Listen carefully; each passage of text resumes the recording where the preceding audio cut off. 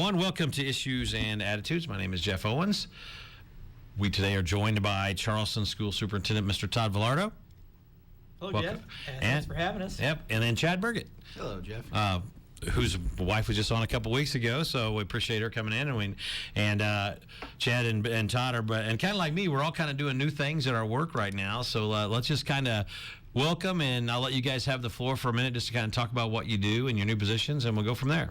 Sure. Once again, Jeff, really appreciate you having both Chad and me in today. We enjoy Issues and Attitudes show, and you mentioned that Chad's wife has been on the show a number of times, and we listened through the years, so glad to be here. You mentioned that we're starting new positions. Chad's moving over from middle school principal. Chad's moving over from middle school principal and into the assistant superintendent position. We're glad to have him in the central office, and he's primarily going to be working with a budget and finance and facilities, and I'll primarily, as superintendent, work with our Board of Education and be responsible for our administrative team and primarily the human resources, human capital for me and more physical capital for Chad. Okay. Chad, you like to add? Yeah, I'm looking forward to this new position. I was at Carl Sandburg for a number of years and then spent the last 3 years as the principal at Charleston Middle School. And I'll miss seeing the students, but I'm looking forward to the new opportunity that the board has given me along with Mr. Vilardo. And Todd and I have made a point of getting into the school, so we'll still get to be around the students and teachers. We're going to try to get our faces in there more often and see what's going on. Now, when does Charleston Schools start? We're excited to begin on August 15th. We have our entire staff in. They'll come in, as they have in the past, to Charleston High School's auditorium, and we'll do a brief intro and some housekeeping items. And then our staff will have an in-service the rest of the day on the 15th. Then for the students, they return on August 16th. It seems early. I don't know why. Does it seem early? It seems earlier every year. Yeah. I remember growing up, it was always Labor Day and Memorial Day, but here in the last several years, in Charleston in particular, we start a little bit earlier, and schools seem to be doing more of that. Some schools go year-round, and that issue comes up from time to time, but there's no current talk in Charleston schools of going year-round. There you go. I think Mattoon starts 14th to 15th, so they're kind of right along with you guys. Yeah. As you both are going to start these new jobs, I know you've been in the district, so it's still a new position and new duties and new responsibilities. How do you set your personal expectations? I'll let Chad go first this time. Well, going on the finance side, that'll be new to me, and I'm fortunate that we have Dean Keller, who was our financial consultant, and he's going to be my mentor, so he'll be in the district frequently to visit with me and kind of bounce ideas off of as I try to solve some issues with the budget. Working with the transportation department this year, we have Illinois Central. That's a new company that bus, right? Yeah, that we're working with. We were with First Student for many years, so that'll be new. So just a lot of the nuances I just picking up early on, and talking about the levy, I was able to go up to the courthouse and talk to Sue Reynolds, and she and her staff were just amazing to sit down with me and answer all the questions I've had, and they were able to give me some information I left to help me as I move forward. And they were just, if you have any other questions, come up here or give us a call. So it's just nice to know there's people in the community that'll step up and help. Todd? Well, so far, we've had outstanding support from our school community in our new positions. I think that we've gotten off to a successful start. How do I set expectations? I try to just provide my best effort every single day for our school community, and I plan to continue to do that. And that's what I expect from all those who work in and around kids every day, is just provide their very best for kids. And my experience has been in the Charleston School District that's what we do every day. You might be aware that I spent 2 years at Mattoon. You get a little Mattoon blood in you. Yeah, a little bit. That probably is right. It really helped you a lot. I had a great experience over there. That's a fantastic school district, and they do the same. They love the families love their children, and the staff love their children over there, just like they do over here in Charleston. And so, at any rate, we just want to bring our very best effort for kids every single day, and our staff does that, and we just want to continue to do that and strengthen what we're doing along the way. Now, obviously, they the ugly stepsister in the room is the Illinois state budget and the fact that they didn't really have a funding mechanism in play, and so really nothing new in Springfield over the weekend. But talk about the budget issues and the lack of payment and how that's kind of affecting Charleston right now as we head towards school year, just about just 3 weeks away. Sure. I'll speak a little more globally to the issue and let Chad speak a little bit more about how it impacts our local finances. Rather than get into the partisan politics of the matter, it does appear that partisan politics are creating a lot of delays, not only for the state's budget, but particularly in our case for school finance. We, of course, just want an equitable, adequate financial structure for our schools. And it's our understanding that because the law reads that in order for state's monies to flow to local school districts, there must be a funding mechanism in place. They call that the evidence-based funding model, which has yet to pass the governor's desk. And so my understanding is that Cullerton has passed that bill along to the governor, and he's considering that now. And of course, he's mentioned because the bill includes a state bailout of Chicago public schools, then he would amendatory veto that. So besides all the partisan politics, we just, of course, want to advocate for adequate funding for our schools. You might be aware that we've issued $2 million in tax anticipation warrants, and we've done that in the last couple of years in order to make payroll. So I've issued a statement to our school community that we locally can start school, and we should be able to finish one school year, but we may need to borrow additional funds in order to get through the school year without monies flowing from the state. Okay. Day-to-day operations, not having a budget, we have a tentative budget that the board approved at the last board meeting.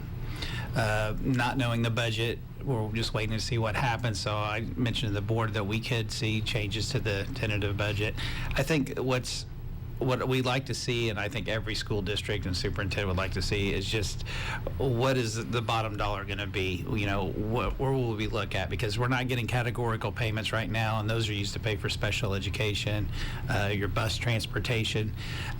So people need to, just like you would have to take out of your savings account to pay the bills, we're moving money around from fund to fund. And right now we're going to have to pay that transportation, pay the working cash fund to pay back the money we borrowed to meet our transportation needs. Students need to get to school.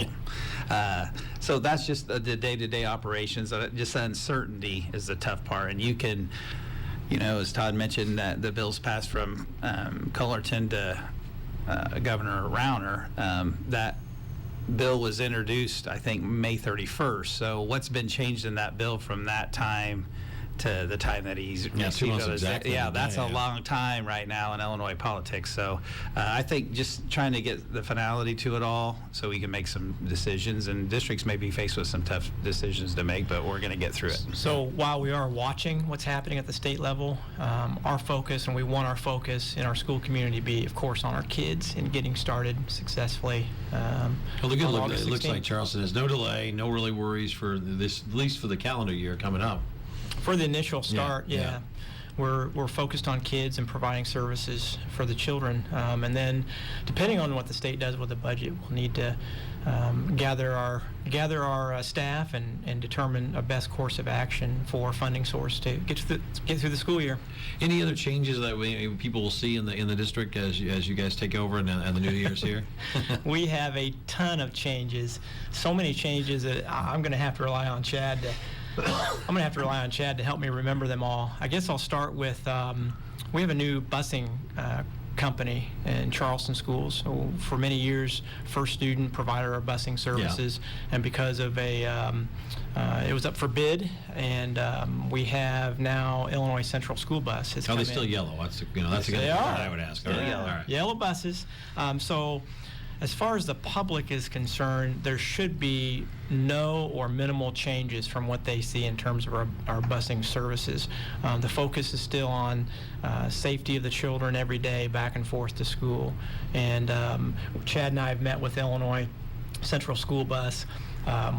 We're confident that the transition is going very smoothly, and that parents will be able to register for school and register for bus service. So that's one change. Yeah, let me just interject one thought. Now, do you set the bus routes, or will they set the bus routes so they think best? How's that work? Illinois Central School Bus will be using the same bus routes as we have in the past. So that'll really be helpful to the students, mostly to the young kids. Yeah, we would rather keep it that way so that it doesn't throw parents off and the children off and that sort of thing. Sorry to interrupt. And then, no, I'm glad you did. If there are tweaks that need to be made in the bus routes, then they would come to us and make those suggestions, and then we can approve of those bus route changes. Another change that we have in our district is with regard to our financial management software. We used to use a program called DCR in our district. That doesn't mean a whole lot to the public, but it's just a software program for maintenance of our financial information, payroll and budgeting and the like. They have since removed support and are going out of business, so that's forced us to look at other options. And one option is Skyward, which is our student management software package, has a financial software platform, and so we've implemented the Skyward cumulative system, and that has been a huge undertaking this summer with our staff. Again, our school community will notice little change, although payroll checks may look a little bit different and that kind of thing. Chad, anything else on that? This is something, as Todd mentioned, the community really won't see, but it's been really big in our district office. And just the way we handle payroll, how we're paying our bills, our purchase orders, we're really going from paper to paperless. So there's been a lot of training with the staff. We've had the support team from Skyward came down a couple of weeks ago. There were 3 of them, spent 3 days with us to ensure that we're running payroll, because people are going to want to get paid. Yeah, they'd like to get paid, And then they were here again last week for 3 days and to help us run our second payroll, and that got off without a hitch. No one called and said they didn't receive their checks. But the day-to-day operations, we'll see some changes, but to the community, probably won't see anything. But it has been a big impact. That's good. Chad has really done an outstanding job with the transition to Skyward's Q. But our central office staff have just been incredible. We have some new staff members over there who have stepped up to the plate as well and learned the system, and they're just incredible support for us in our school community, and often unsung heroes in our school district. Now, we can't stress that enough. I mean, change is difficult, but everyone has stepped up, learned the system, asking the right questions, and it's... Yeah. And Jeff, in terms of other change, a lot of new faces in our school district. That's what I was going to ask about the new teachers and that. Absolutely. At last count, I think we have, we're approaching 20 new teachers in our school district. We have between 16 and 18. We had another one today. We're looking to, and we posted another position today. And so that's a lot of new teachers, which oftentimes brings some inexperience, but it also brings some new ideas. New blood, new life new sometimes, energies. Right? Yeah. That's right. And so we have a very good, vibrant new teacher induction and orientation program that we run every year. We have outstanding professional development support as well for those new teachers. So we have some new administrative faces as well. As you know, we've met Chad Burgett today. He's new, in a sense, in our district. At the high school, Chad, help me out with this. At the high school, we have new assistant principal, and Jim Wood. He's been a teacher. Oh, we know in our Jim district. well, yeah. Yep, been a teacher in a district for many years. He's going to do a great job. At the middle school, 2 new administrative faces, and Tim Keefe. Tim's moved from the assistant principal at the high school down to the principal at the middle school. We have Aaron Locke that comes in as middle school assistant principal, Ashmore principal, and the middle school's athletic director as well. So we've got some new faces there. We have some new faces, new positions, but same faces. We have Mr. Lynn, who's going to be the assistant principal at Jefferson and the special ed coordinator at the district level. And he was a face that we know. He was at the middle school as a special ed teacher for a number of years. And then Mrs. Murphy, who was the assistant principal between Jefferson and Carl Sandburg, will now be full-time at Carl Sandburg. Mm-hmm. And then finally, perhaps you've heard that we've had a recent resignation. Mr. Brandon Miller is going to be resigning, and he's going to be going down to closer to home, down to Cumberland, and teach there. And he's been very good for our district, and we wish him well. And so we posted a principal position at Mark Twain Elementary School. Okay. So Lots of stuff going on. Yeah. Now, when you talk about your daily jobs as superintendent and assistant superintendent, well, I've over the past years, I've talked to a lot of different superintendents from Matthew and Charleston, the area, but talk about maybe if someone who doesn't have a clue what Todd Vilardo and Chad Burgett's going to be doing on a day-to-day basis. Well, being new to our positions, we don't. Depending on the day, we kind of wonder what we're going to be doing that day, because you can plan out your entire schedule, and then, for example, you get a resignation, and my role is dealing primarily with human resources, our board, and so forth, and our administrative team. Your day could be completely shifted to a different task or responsibility. So, overall, my role will be working with our Board of Education, overseeing the entire administrative team. I'll be evaluating the administrative team, working with human resources. Other than that, put out fires as needed. Put out fires as needed. You got it. And there can be some of that, and that's not all a bad thing, because some of that's just learning. This is a school district that we're a learning institution, and we like it when not only the children learn, but as adults we learn and grow together. But beyond that, we'll have this year, we'll have our support staff, labor association negotiations coming up in the spring. So fun. Both Chad and I will be involved in that, and then the following year we have our teachers association. We'll be looking to negotiate as well. So things like that come up throughout the course of the school year, and then Chad and I work together. Although we have some separation of responsibilities, we work together. We meet every day, and we have some gray area and some overlap of what our responsibilities will be. Some of my former responsibilities in terms of curriculum and instruction and title and homelessness and gifted education, what we're doing is delegating those out to some of our principals. For example, Rob Olm will be in charge of bilingual education and gifted education. Tim Keefe is going to be working with our homelessness and safety plans, and various other duties are being distributed, such as Kristen Holly will be working with Title I, which is our reading instruction, math instruction, special help, and then Title II, which is professional development. Okay. I think with my position, spending a lot of time just learning the budget, and as you and I talked before we came on, we could have war stories right now, I'm sure. Learning that position. Also spend a lot of time just learning the new financial software, the Skyward Q. Also going out to the bus garage, I'll be overseeing some of the bidding processes. So just being in touch with Aramark, that's a food service, mowing contracts, transportation, those types of things. Going out, I've been with Jim Kuykendall is also new to our administrative team.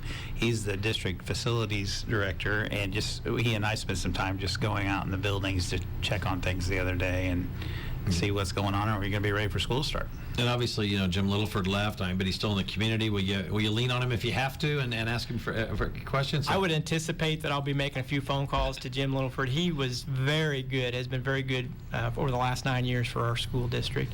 Some of the things that Jim did for us is he focused on safety and security in our buildings. He was big on that. Yes. I had him on a couple times a year, and that's one of the things he always wanted to talk about was school safety. He also focused on financial stability for our school district during very, very turbulent financial times. Yeah, he had to make those are some calls. tough decisions, very tough decisions, probably a lot of sleepless nights. But beyond that, strong administrative team was important to him, and as well as community engagement. And we want to continue those, and we want to strengthen what he did for our school district and just do our best. Any thoughts on Jim? He stopped by the other day, and he was waiting to talk to Mr. Vilardo, and I just grabbed him for a second. I said, while you're here, I want to bid your ear, and I got 2 minutes out of him, so that was nice. And he'll be always willing to pick up the phone if I call and have a question. As you look forward to the next, in 2 or 3 weeks, I guess in about 16 days when school starts, is there any major issues or concerns or issues that you see happening? That maybe a couple hires, but other than that, everything looked pretty good? Well, one of the things, Jeff, that I did last spring was I conducted what I'll just call a listening tour, and I went around to our school community, constituents, just board members, administrators, the mayor, Ashmore mayor, police and fire and so forth, and just listen to folks about what they think our school district needs to focus on. And some common themes arose from that. And so one of the things that we can look forward to this year is planning, strengthen public relations. We want to focus a little bit more on getting district happenings out to our school community in terms of good news events. So we'll be doing that through Facebook, and we also want to focus on getting the word out regarding crises events that happens in our school district. So we're investigating a way to get information out quicker to our parents and our school community about things that happen in our school district. I'm sure that we might be able to help you with that too, sitting right here in Charleston. So keep us in mind if you want, as we talk further. Absolutely. Thanks for that. We also want to focus on our changing demographic in Charleston. And we have children and families, like everywhere, with special needs. And we want to work with our community to equip teachers to support children's needs in schools and their social, emotional needs as well, and support families. And so we'll be learning a little bit more about a school community collaborative that Tim Keefe will be facilitating. And finally, we'll be working with Chad. Chad's going to facilitate our facilities team. And he can talk more about that, but we want to reprioritize our district facilities needs for the 1% sales tax fund. You're reading my mind there about the tax levy, what are some of the plans? That's going to be a big challenge for us. I spent some time last week with Jim Kuykendall, and we were touring some of the facilities just to see what he thought our priorities were. We've mentioned in the community that our roofs and heating and HVAC. The roofs if you didn't know, for the listeners out there, the Mattoon and Charleston schools, a lot of them have flat roofs. And I know if we could go back 80 years, we would probably shake those guys and say, what were you thinking? But go ahead. Yeah, it's been a joke on here forever. Just tackling those issues that we have to address. But then coming up with a long-range plan with our community members, our school board, teachers, and administrators on, once you replace a roof, we're not going to be hopefully addressing that issue for some time. So what do we want Charleston's campuses to look like maybe 5 or 10 years down the road? So I think spending some time, I want to talk to some other districts if they went through the process with the 1% to see, what tools did they use in long-term planning, and just see what it's going to look like. And have those checks start coming out yet, or what's the status? Not yet. The tax went into effect July 1st, but it'll probably be late October, mid-November before we get our first check. No, that's okay. November 5th is what we've been told. Okay. The money flows through the Regional Office of Education, and we should see our first payment around November 5th. Okay. If someone was going to quickly describe Todd Vilardo and Chad Burgett's leadership style, what do we think? What do you think your leadership style is?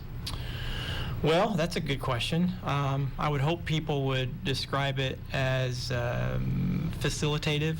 I try to listen as much as I possibly can to people and get people's input and try to think